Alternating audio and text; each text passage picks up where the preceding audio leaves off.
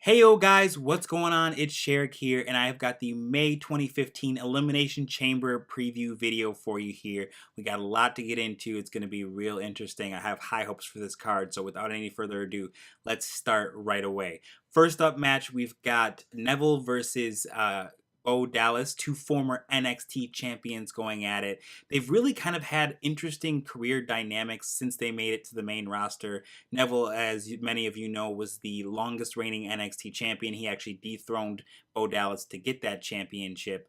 And ever since he came to the main roster, he's had a high-profile win over now King Barrett, formerly Bad News Barrett. I don't know if he's going to fluctuate back and forth between those nicknames or not.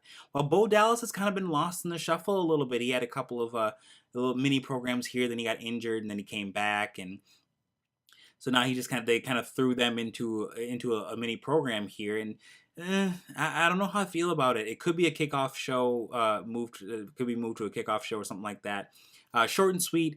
I think Neville takes it here. I think it's a good idea to have him take it here after the momentum he's got, even in some of the losses that he took. Big example of that being the match he had with John Cena for the U.S. Championship. And even though he didn't win, he still looked like $1 million, and that match was really fun to watch. So that being said, I think Neville takes it here. I really hope that that's what goes down. But I could see, I wouldn't be upset with Bo Dallas getting a victory, but I'm going to call Neville on that one.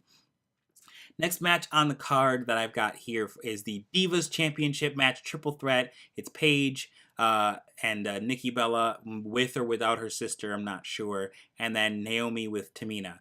And I want to say that Naomi takes this one. I really hope that's what happens. I think that they have the ability to make her into a really good heel champion. Especially with Tamina at her side, kind of like they did with AJ. I think that given the chance, Naomi can really shine with the Divas Championship. And while I love Naomi and Paige equally, I really kind of hope Naomi walks away with the gold on Sunday. Next match is a match that I'm really looking forward to, the Tag Team Championship Elimination Chamber match. You've got the New Day, you've got the Ascension, you've got Los Matadores, Lucha Dragons, and the former champions Tyson Kidd and Cesaro. New Day's really grown on me in a good way. They're making the most out of their opportunity, being good heel champions. I love the positivity and saying like the bit we don't whine or curse or complain or any of that kind of stuff. And they find out they're in this match and immediately do all three of those things. It was just brilliant. I think the New Day retain here, and in what's going to be likely a very brutal looking tag team championship match. I'm interested in seeing what it's going to look like, so that's going to be really cool. If they don't, I think giving the championships to a team like the Lucha Dragons is a good call. I want to kind of just touch real quick on kind of the missed opportunity they had with the Ascension. The Ascension, being the longest reigning NXT Tag Team Champions, really had a ton of momentum coming up to the roster, and then they got wasted in a Legends angle that didn't really entertain or serve any purpose other than to make the Ascension look bad. And now it's like they're kind of struggling to get back to that point. They had a victory over Mandow and Axelmania. I had to remember that real quick and not call him Curtis Axel. But other than that, I'm just kind of like meh. I mean, I loved watching them on NXT, just like run through team after team after team, and then their mini feud with the Lucha Dragons when they actually got beaten by the Lucha Dragons was really good to watch too. But ever since they brought back to the main roster, it's just kind of like meh, And Los Matadores, I think it's run their course. They should just be rebranded as Primo and Epico and just run that way and maybe become a good heel team or something like that. But don't know. So yeah, New Day retains. That's my pick. Next match is the vacant Intercontinental Championship Elimination Chamber match. And I spoke about this in one of my last videos, is that I thought it was going to be something like he's going to have to give up the championship. And I think it's really disappointing. I mean, watching Bryan Danielson / Daniel Bryan go from an indie star in Pro Wrestling Guerrilla and ROH, and to have him finally get to the big stage to the point where he's winning the World Heavyweight Championship at WrestleMania in front of hundreds of thousands of fans and millions at home, and then to have his career just be rattled with this, where it's like, you know, he's not sure if he's ever going to have to be able to wrestle again. And he's finally gotten to this point, and now it's like it's cut short. It's really, really heartbreaking from a real life perspective, not just as a wrestling fan, but as a person, to see somebody finally get to where they want to be, and then they're not able to maintain it because their body just won't let them. It's really heartbreaking. But let's get to the match. The competitors are Sheamus, Ryback, R-Truth, Dolph Ziggler, King Barrett, and Rusev. There's reports that Rusev might be out because of a lower ankle / lower leg injury, and that Bray Wyatt would be in his place. If Rusev is in the match, either him or Sheamus are going to take it. If Bray Wyatt is in the match, I would love to see Bray Wyatt take the championship and just have that around his waist, or just carrying. I'd love to see what he could do as the Intercontinental Champion. Just his brand of crazy with that title, and having challengers come to him as opposed to him going to people. They've just had such weird feuds for him that just, I mean, they've kind of panned out. More often than not, they haven't. But, you know, having him as the Intercontinental Champion, I would be very interested to see where he goes with that. So if he's in the match, I call Bray Wyatt. If he's not in the match and Rusev is actually cleared to compete, I think either Sheamus or Dolph Ziggler. To avoid being wishy-washy, I'm going to go with Sheamus if Rusev is in the match. The next match is the champion versus champion match that I really think could make or break this pay-per-view. It's NXT champion Kevin Owens versus US champion John Cena.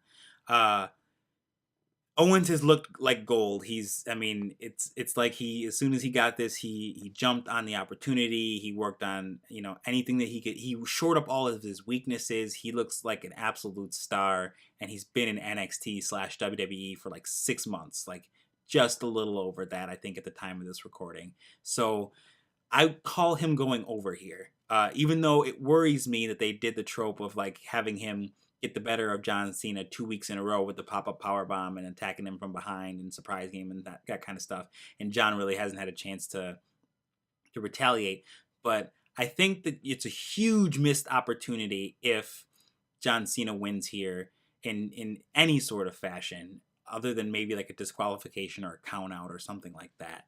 I think Kevin Owens should defeat John Cena just to keep his momentum and all that stuff going.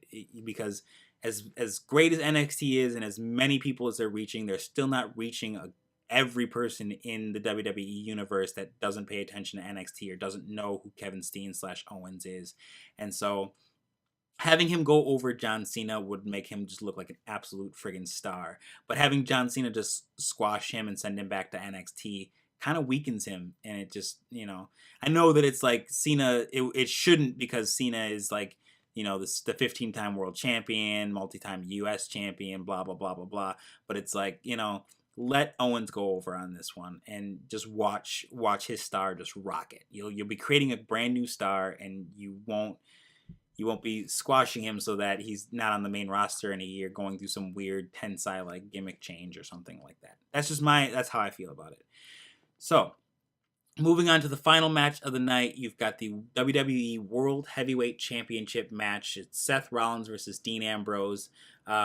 Conspicuously absent on this pay-per-view is Roman Reigns, and I am interested to see, because I hear there are reports that they may be turning him heel.